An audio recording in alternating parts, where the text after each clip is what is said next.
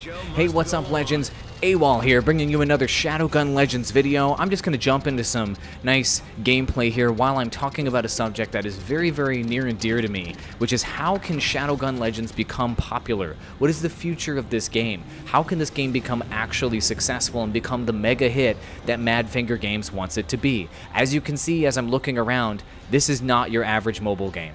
The graphics are unbelievably good. The gameplay is way deeper than anything that you're probably used to in any sort of mobile game. And, however, it's not popular. It launched, it had a certain level of popularity, it got 2 million downloads, and now hype for the game has significantly died down. And what is required to build that hype back up? What is required to get that interest back up? There's a really dedicated community for this game, but the games like PUBG Mobile, for example, right now, if you look on Google Trends, PUBG Mobile has roughly 25 times more interest on YouTube and with Google search than something like Shadowgun Legends. Well, what's the big difference between that game and this game? We're going to talk about two different pieces, the actual game itself, and then of course the marketing around the game. Let's talk about the marketing first because that's the easiest to cover. Long story short, Madfinger Games is a relatively small development studio. They publish their own stuff, and their budget is going to be much smaller than somebody like Tencent or any of the big dogs out there that are publishing huge games, epic games with Fortnite, etc., Mojang with Minecraft, whatever. And so their marketing budget is going to be tiny by comparison. So a game like PUBG Mobile is going to have fat, multi-million-dollar marketing budgets to push it out the door and to ensure its success. So Madfinger Games will never be able to compete with that until this game becomes wildly popular. So in order for this game to become wildly popular, they need YouTubers to basically pick up the game because it is an extremely entertaining game to make videos about. It is an extremely entertaining game to stream. They're looking for organic or kind of non-paid, if you will, traction for their game. And in order to do that, they have to accomplish one single thing. The same thing that every single very popular game has ever accomplished that is wildly successful on YouTube and on Twitch. And that is provide streamers and provide YouTubers with a gameplay experience that is repeatable and is different every single time. There are no exceptions to that. Minecraft, Fortnite, PUBG, League of Legends, etc. All of these games have a different gameplay experience, significantly different gameplay experience every single time you play them, whether it is because of randomness on the map, etc. But it normally boils down to the fact that you have deep PvP gameplay experiences, or you have games that are massively customizable, massively moddable, and it's one of those two categories. If you're not either deep PvP or massively customizable, then your game will not be popular. It's just straight up that simple. There are no exceptions to that ever on Twitch and YouTube. Games that are flash-in-the-pan games like World of Warcraft or Destiny, yeah, they're flash-in-the-pan games in terms of their popularity on YouTube and Twitch. They don't have deep PvP, and they don't have deep modding and customization, so they're low to mid-tier games even. So the archetype examples of each one of these is, okay, let me do this puzzle really quick. Let's do it. Nope, there's not a puzzle. The archetype example of each one of these on the left with deep PvP and repeatable PvP is a game like Fortnite. You could even put League of Legends in that category, or PUBG Mobile into that, or PUBG into that category. You can repeat that PvP over and over and over and over and over and over again, and viewers will watch it hundreds and thousands of times and never get tired of it.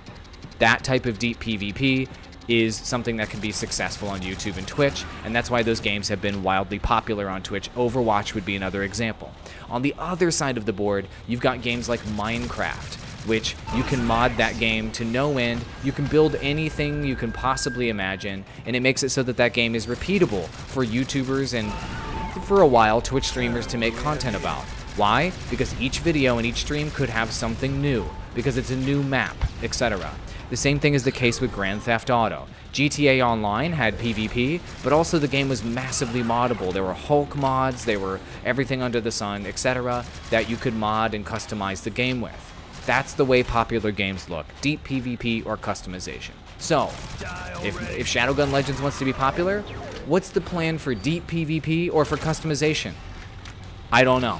Right now, there's some PvE. There's a little bit of PvE. There's a little bit of co-op. There's a little bit of PvP. There's a little bit of social stuff. But there's not deep PvP or deep customization that I'm seeing in the near future. So therefore, this game is not going to be very popular in the near future. So if the Madfinger Games team wants to focus on what is going to blow their game up with a very small marketing budget, I think they need to go all in on PvP. Give minimal support to PvE. I'm sorry, PvE players out there. Minimal support to PvE and go all in on PvP. Make multiple modes. Try to innovate on PvP. Add something like a leaderboard. Add a spectator mode. Support esports and tournaments. And really build out the PvP game here. Make this the quintessential shooter game, PvP, competitive shooter game on mobile, and your game will start marketing itself, because competitive players will be able to hop in the game and play PvP over and over and over and over and over again, because they'll actually have an objective to accomplish. Climbing the ladder, being the best, maybe even being a professional player. Then really, really good players can actually stream your game on a regular basis over and over and over again, and there will be some repeatability to the game if you can build out PvP in an extremely robust way. They've got the building blocks to make that happen, but right now PvP is extremely minimal. There's only 2 modes as it stands right now, and those 2 modes, there's the bomb.